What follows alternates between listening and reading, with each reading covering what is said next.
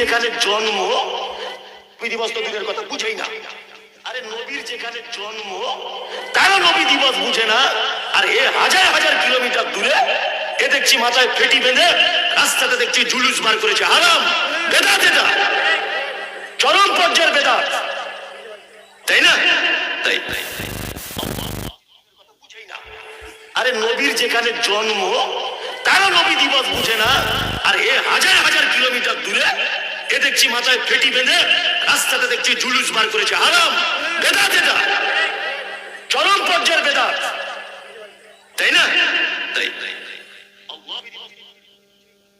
এবার আপনি দেখেন এই বক্তাটার নাম হচ্ছে মুমতাজুর রহমান।